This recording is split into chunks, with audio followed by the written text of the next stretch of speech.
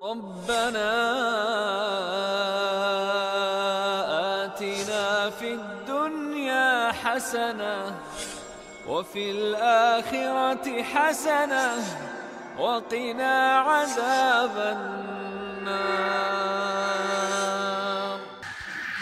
Bagaimana operasional dari pembiasaan?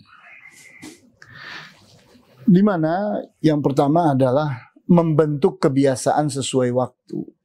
Kita buatkan kebiasaan-kebiasaan. Ini kebiasaan pagi hari, ini kebiasaan siang hari, ini kebiasaan sore hari, ini kebiasaan malam hari. Kita berikan kebiasaan-kebiasaan yang membuat anak itu benar-benar terisi hidupnya. Hidupnya penuh dengan makna. Kenapa? Ada nilai-nilai yang dilakukan setiap waktu. Kemudian membentuk kebiasaan beribadah dengan khusyuk. Kita lihat bahwa beribadah di dalam Islam itu kita mulai dari kecil. Sehingga anak itu umur 7 tahun pun sudah mulai diajari sholat. Sehingga dia mulai punya kebiasaan sholat. Dan kita ajak untuk khusyuk. Anak itu umur 7 tahun sudah mulai bisa mengerti. Otaknya itu sudah lengkap. Sehingga sudah memahami apa yang dilakukannya. Dan sudah mengerti apa yang dilakukan oleh orang lain. Kemudian membentuk kebiasaan mencintai dan membenci karena Allah. Jadi kita lihat ini adalah pembentukan kesadaran. Di mana seseorang itu menjadikan Allah sebagai tujuannya. Menjadikan Allah itu sebagai ukurannya. Saya mencintai fulan karena fulan itu mencintai Allah. Karena fulan itu dicintai oleh Allah. Saya membenci fulan karena fulan itu membenci Allah. Si fulan itu dibenci oleh Allah.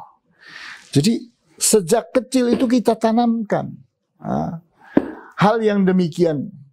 Sehingga itu menjadi karakter anak itu. Bahwa cinta dan bencinya bukan emosi pribadinya. Karena emosi bisa salah. Tapi kalau seseorang itu mencintai karena Allah, membenci karena Allah, tidak mungkin salah. Kemudian, kebiasaan yang lain adalah kebiasaan dalam memberi ataupun tidak memberi. Hanya karena Allah. Si fulan saya beri karena memang dia adalah orang yang layak diberi. Menurut Allah, sesuai dengan ilmu yang dimiliki oleh kita. Kita tahu bahwa Allah itu mencintai anak yatim, mencintai orang miskin, mencintai orang susah. Kita tahu dari ayat-ayat Al-Quran, dari hadis-hadis yang sahih. Kita tahu itu semua. Sehingga di saat kita memberi, sebabnya karena Allah. Bukan urusan emosional, tapi betul-betul karena kebenaran yang datang dari Allah. Di saat kita tidak memberi, bukan pula karena emosi, bukan. Bukan karena kebencian pribadi, tidak. Tapi benar-benar karena Allah subhanahu wa ta'ala semata-mata. Dan itu harus dibentuk dari kecil. Kemudian kebiasaan memilih kata-kata saat akan bicara. Seseorang itu dia menimbang dulu, berpikir dulu sebelum bicara. Sehingga pembicaraannya itu berbobot, bernilai. Bukan asal ngomong. Bukan asal-asal bicara, bukan. Tapi benar-benar sudah ditimbang, ini baik, ini bermanfaat, ini benar. Kemudian membina kebiasaan peduli sesama. Ini kesadaran yang tinggi harus dibangun dari kecil. Sehingga anak itu di saat dia ingin berbuat buruk, kita tegur, nak, jangan nak. Kamu pun tidak suka kalau ada orang melakukan itu kepadamu. Di saat anak itu akan melakukan sesuatu yang berbahaya, kita tegur, nak, jangan. Ini bisa mengakibatkan rusaknya ini, rusaknya itu. Ini orang akan jadi susah nanti kalau ini rusak. Jadi kita menegur anak itu dari kecil untuk punya kepedulian terhadap sesama. Dia cinta kepada dirinya dan dia cinta kepada orang lainnya. Dia benci terhadap dirinya sesuatu yang buruk, dia pun membencinya terhadap orang lain pula. Kemudian membina kebiasaan berpikir cerdas. Dari kecil anak itu harus punya ukuran kecerdasan yang terus meningkat, di mana kita selalu memberi alasan dan kita selalu melatih dia untuk punya alasan. Kenapa kamu melakukan ini? Begini ayah, begini ibu. Karena ini akan begini-gini. Ah, bagus, lakukan, teruskan. Sehingga anak itu benar-benar diajak untuk cerdas. Setiap kata-katanya, setiap perbuatannya, setiap sikapnya. Itu semua adalah hasil dari pemikiran. Tidak asal berbuat. Kita bentuk hal itu dari kecil. Kemudian kebiasaan menimbang skala prioritas. Ini baik, tapi ingat.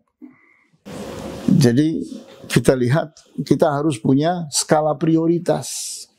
Anak itu harus dibentuk bahwa dunia ini penuh dengan keadaan-keadaan. Waktu kita sangat terbatas, sehingga keterbatasan itu menyebabkan kita selalu memilih. Ya, ini baik, tapi ini lebih baik. Kita lihat bahwa ini bermanfaat, tapi ini lebih bermanfaat.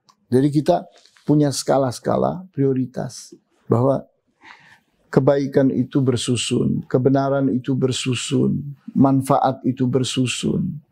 Sehingga mana yang harus kita dahulukan? Yang prioritasnya tertinggi yang kita dahulukan.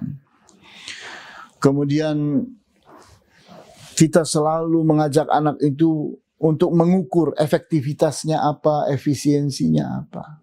Ini akibatnya bagaimana? Ini kerugiannya apa? Kemudian bagaimana secara waktu, bagaimana secara biaya. Kita perhatikan itu. Itu harus dibina sejak kecil. Jadi jangan kita berpikir anak kecil aja harus diajari yang seperti itu. Tidak. Sesungguhnya otak manusia itu sudah siap semenjak kecil itu untuk berpikir. Untuk punya tingkat analisa yang bagus. Kemudian kita pun mendidik anak, mengasuh anak untuk punya kebiasaan dalam berdisiplin sehari-hari. Sehingga anak itu punya acara-acara, kegiatan-kegiatan terhadap dirinya, terhadap orang lainnya sesuai dengan tuntutan situasi dan kondisi, sesuai dengan waktu dan seterusnya. Dia mengerti betul. Dia tidak boleh berlama-lama dalam melakukan ini. Dia melakukan semuanya dan dia plot semuanya itu dengan ukuran. Sehingga anak itu punya manfaat untuk dirinya dan orang lainnya. Sehingga dia hidup dengan efektif, dengan efisiensi yang bagus. Itu semua adalah kebiasaan-kebiasaan yang perlu ditanamkan pada anak.